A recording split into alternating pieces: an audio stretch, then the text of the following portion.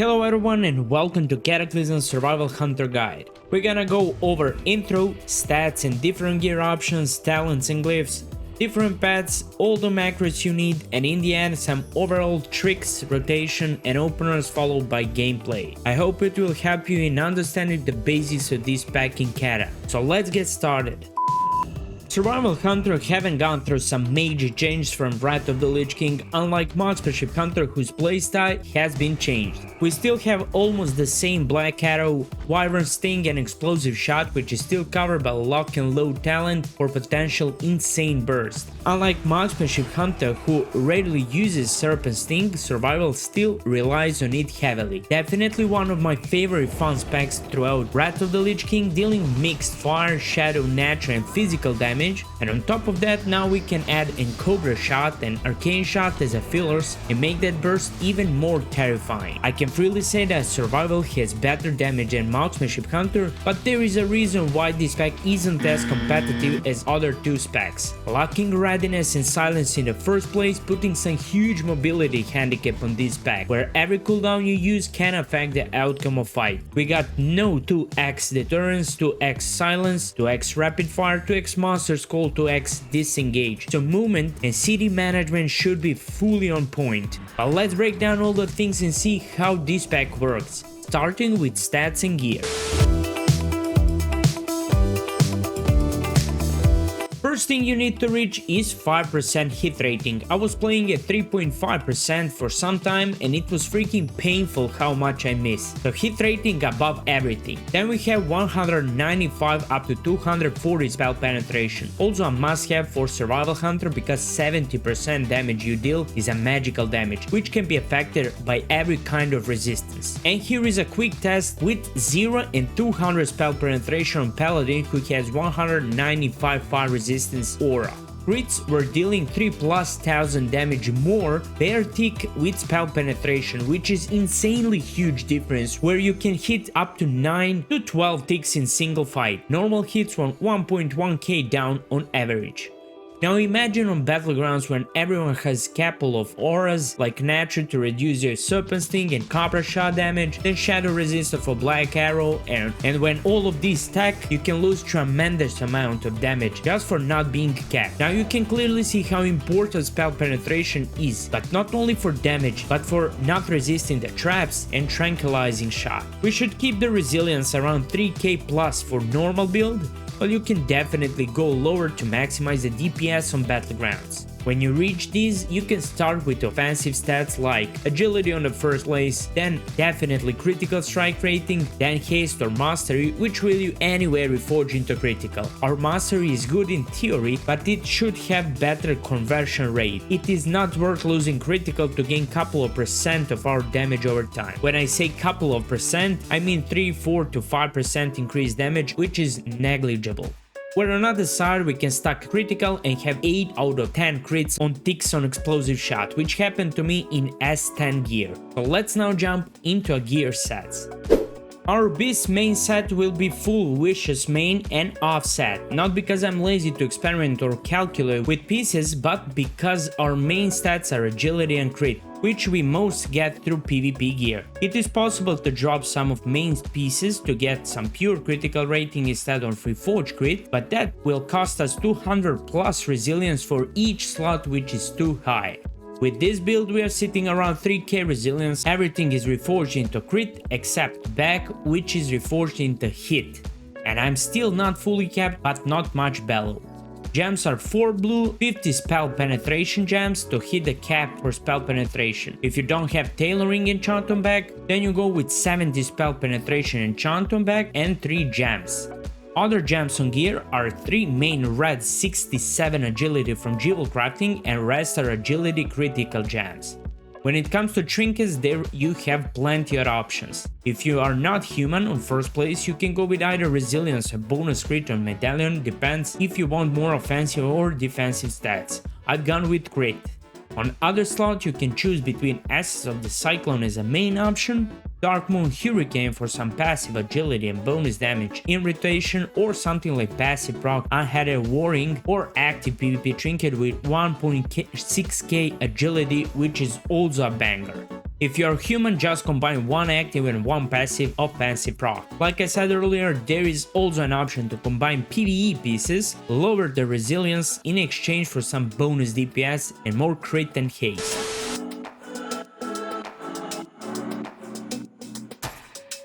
Okay, we are starting survival tree by 2 out of 2 into improved Serpent Sting. Not much to talk about, Serpent should always be on target. Then we are advancing to Hunter vs Wild to get 15% HP, which is roughly around 13k health with this gear. After that we go for 2 out of 2 into Survival Tactics to reduce chance of resist and disengage cooldown by 4 seconds. Next to it we got Trap Mastery, which we gonna go 3 out of 3 mostly because of Black Arrow 30% increased damage, which is huge. Entrapment to root target with Snake Trap and Point of No Escape to boost our critical chance by 6% when enemy is under Freezing Trap, which we gonna use a lot because that trap also triggers Lock and Load talent. So having 2 or 3 explosive shots in a row with critical build, 6% from this talent and 6% more from Expel Glyph makes some insane base for burst. Then Trill out of Hunt 3 out of 3, all the crucial spells should be spamming a lot.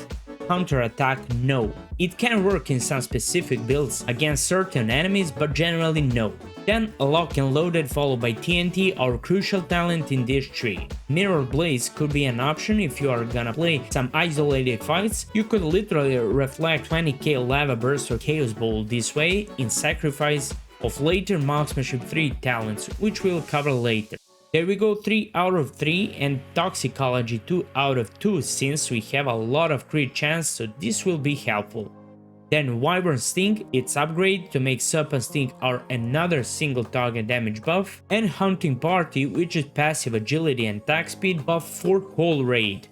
We're gonna jump over Sniper Training, which could be another option for BGs, as it gives a 15% critical for kill shot in combo with Glyph. 2 kill shots in a row, if they crit, it could deal like 50k damage solo, but we won't take it here.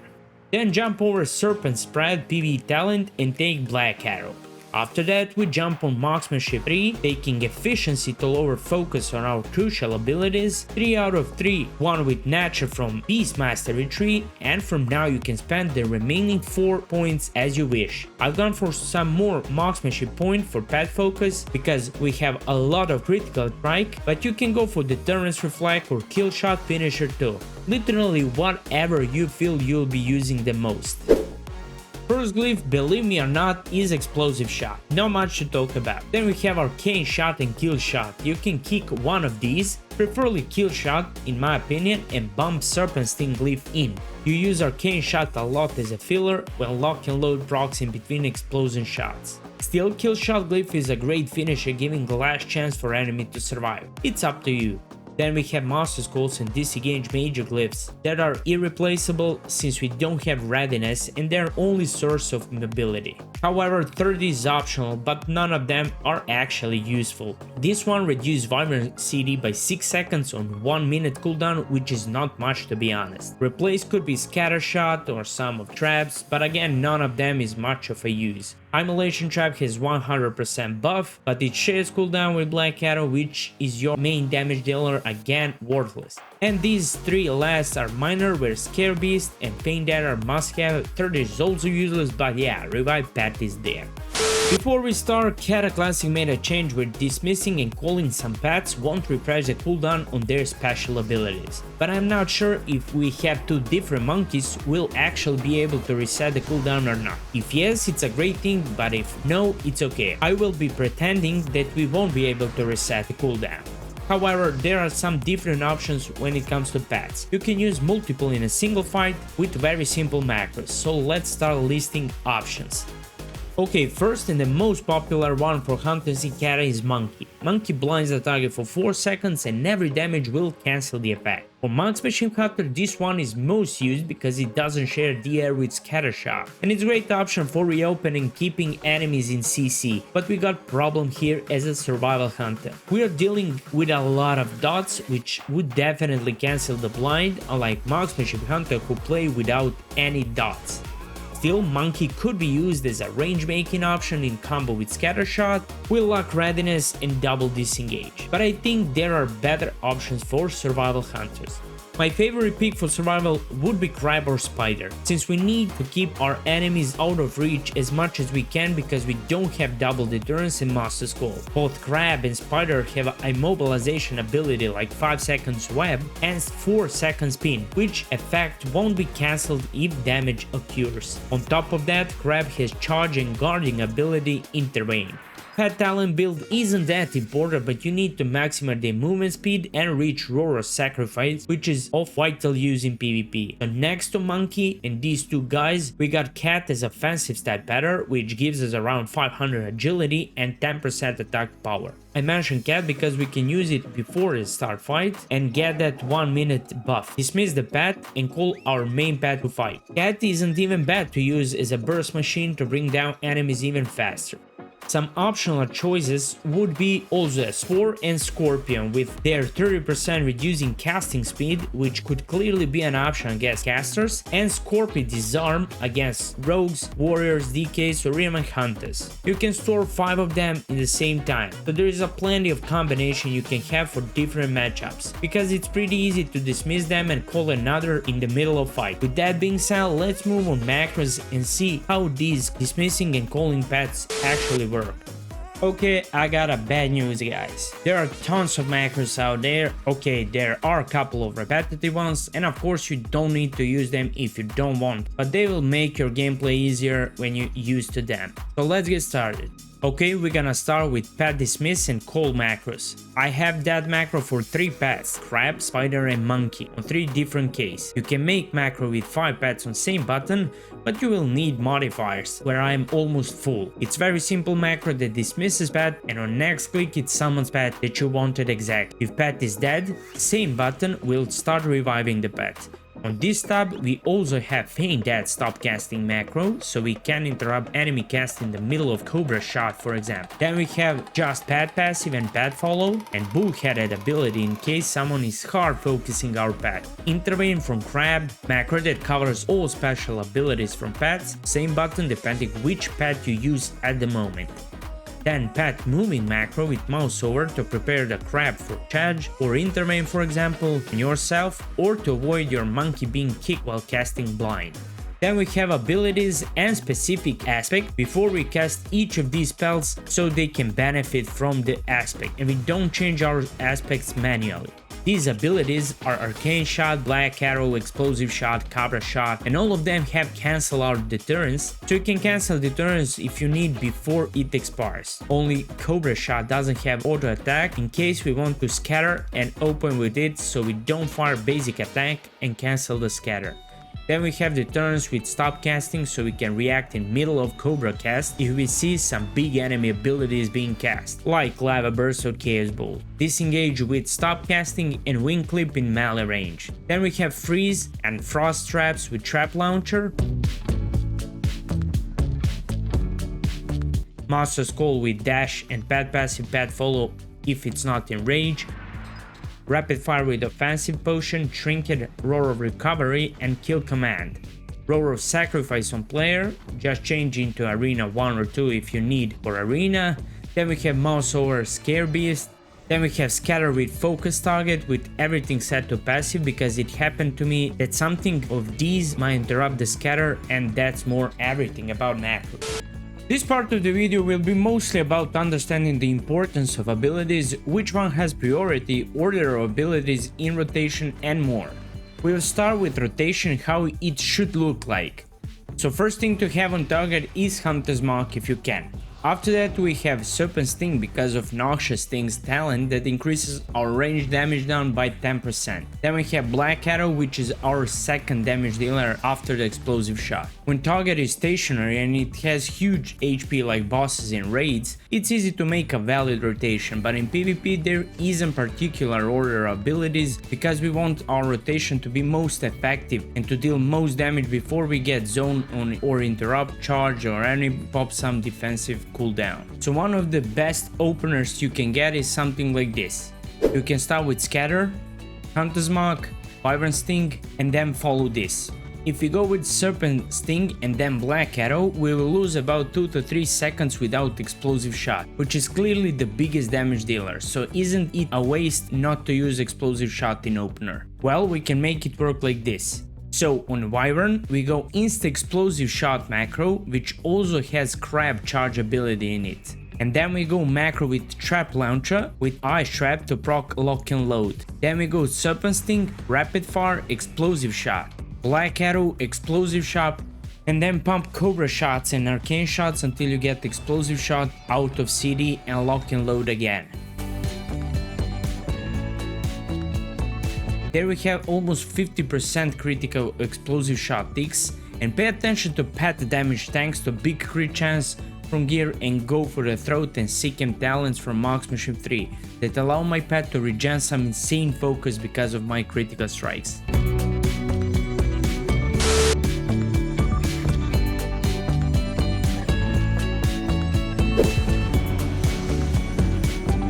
Just to mention again, the gameplay is totally random. I'll try to give you some random tips. For more, make sure to subscribe to the channel and follow the content.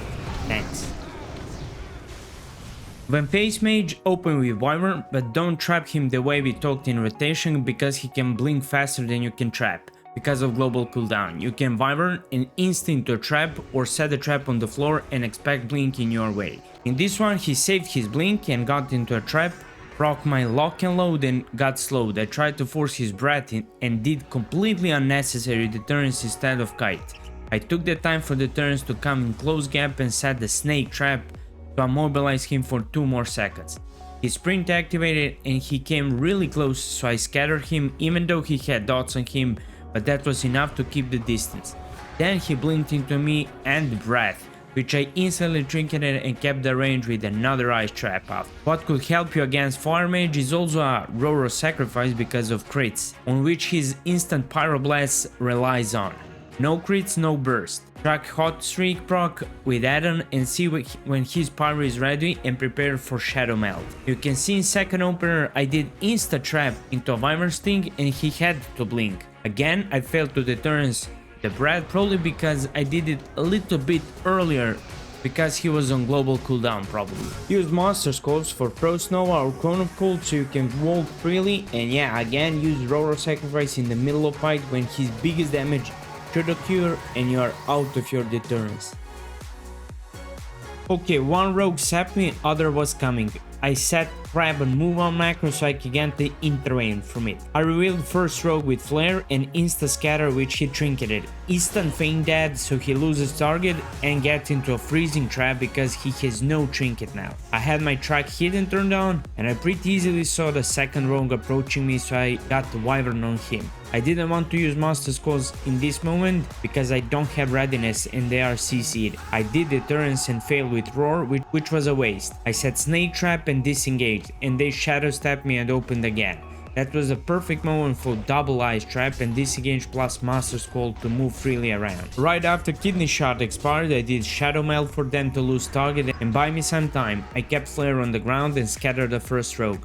While first was dying, I switched the second one and pinned him with grab.